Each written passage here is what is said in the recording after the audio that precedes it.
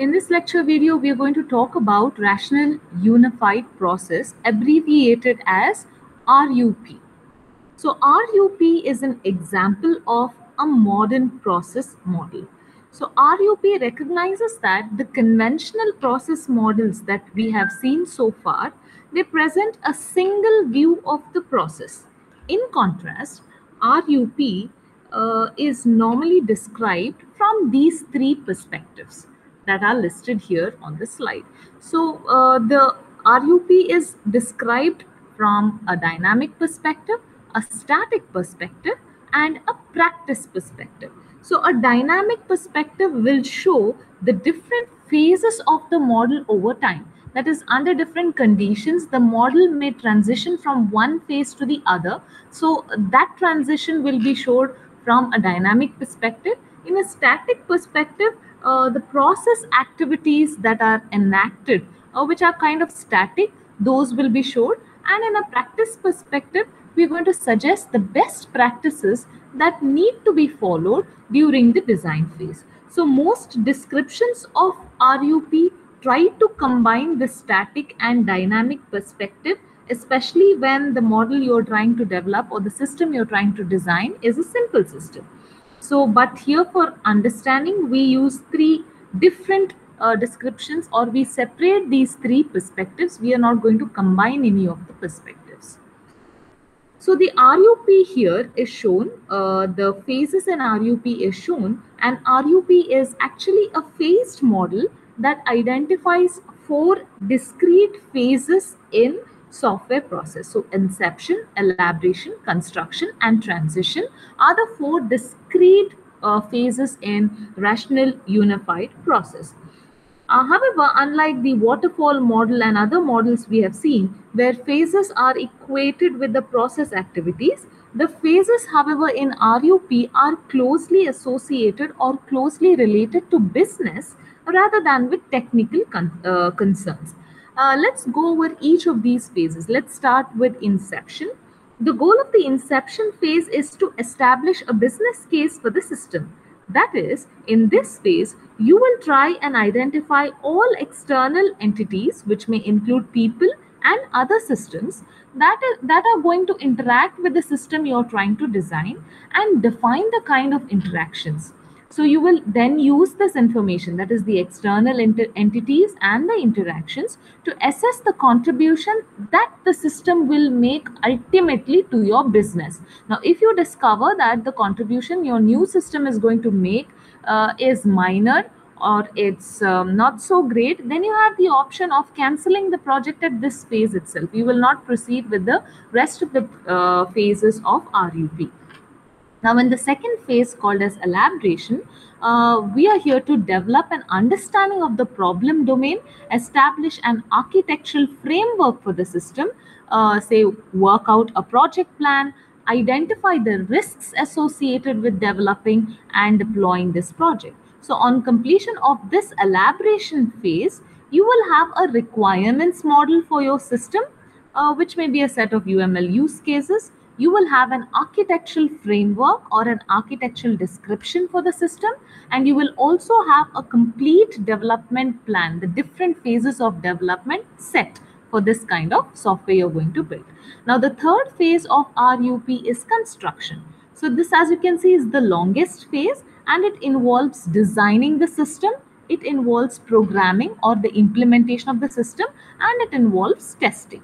So parts of systems, the systems will be usually modular, that is, the system will be made up of different components or modules, and all these components can be developed in parallel and they'll be integrated during this phase. On completion of this phase, the construction phase, you'll have a fully working software system, and you will also have the associated documentation that is ready for delivery to the users. Now, the last phase of RUP is the transition phase, and this final phase is concerned with moving the system from the development community to the user community where the system will be actually used. The user community is the real environment in which the system will be deployed.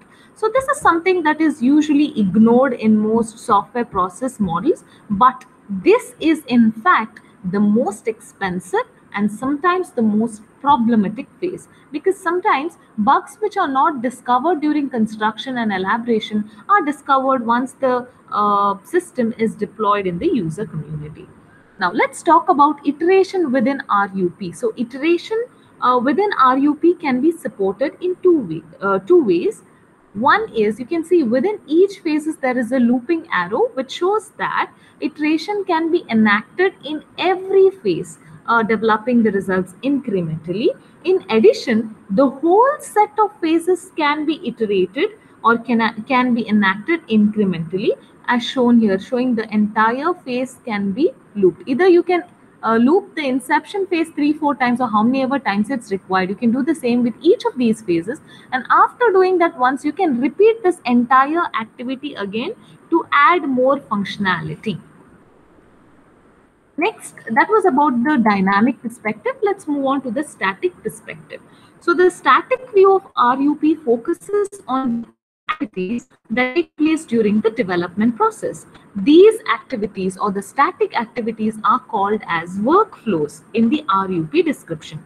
So there are 6 core workflows and there are 3 core supporting workflows. So here you can see the workflow stated here.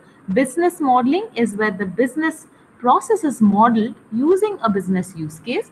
Requirements workflow is where the actors who interact with the system are identified and use cases are developed using these actors to model the system requirements.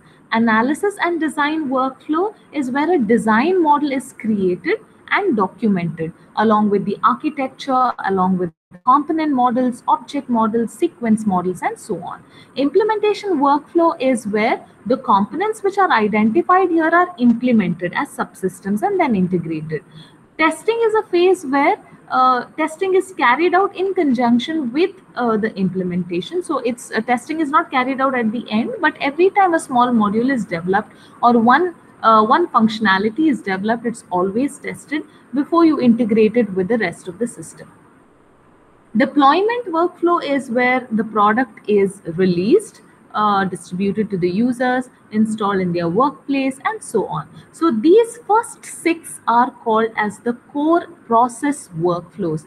The next 3 are called as the supporting workflows, that is change and configuration management, where as we know software is going to change, it's going to be upgraded, new increments are going to be added, different versions are going to come into picture. So managing these versions and keeping everybody on the same page is done using configuration and change management workflow. Project management involves managing the system right from its inception to its maintenance until it's removed or discarded. And the environment in a workflow is concerned with making appropriate software tools available. So many things can be automated. For that, you need software support or tool support, which will be made available in the environment workflow. So this is the static perspective of RUP.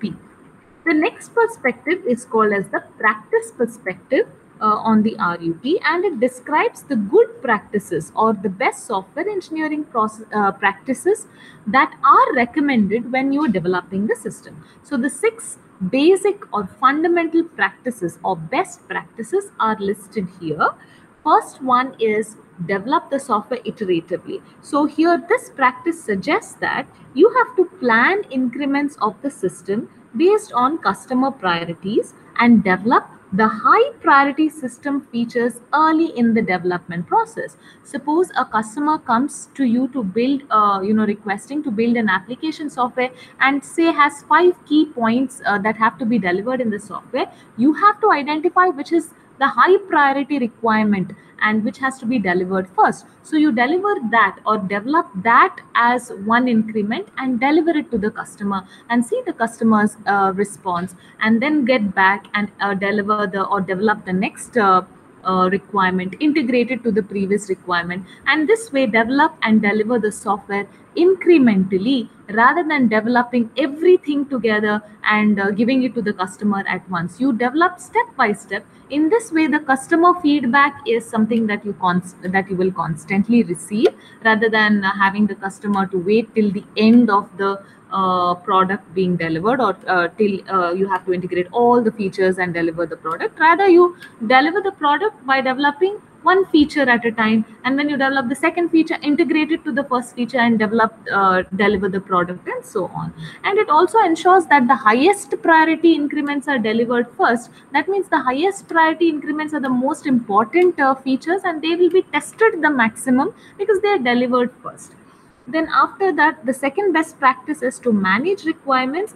Here explicitly you have to document the customer's requirements and keep track of changes to these requirements. So you also have to analyze the impact of these requirements, understand if these requirements are feasible or valid requirements.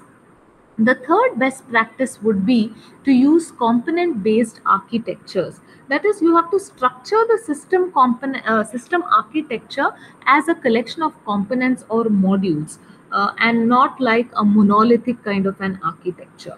The next best practice is to visually model the software. As we have already learned and seen the different UML notations, the graphical notations to design the system before you actually implement it.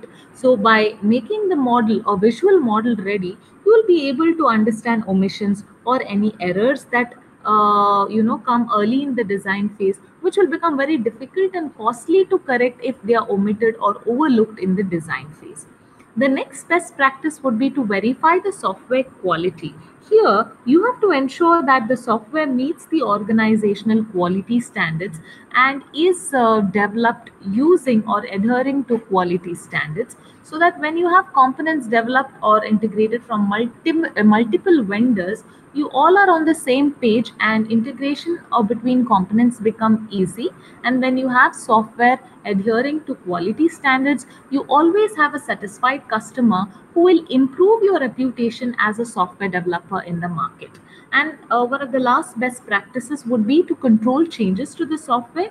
That means you have to manage changes to the software using a change management or a configuration management system, so that you can manage multiple versions of the software, especially when more than two developers are working together on the same component, so that one developer will not override the work of the other developer. And also, if the system, the newest version of the software is not functioning properly, you can always roll back to the previous older version which was working correctly. So this is about RUP, or Rational Unified Process, and the three perspectives, that is the static, the dynamic perspective, and the practice perspective.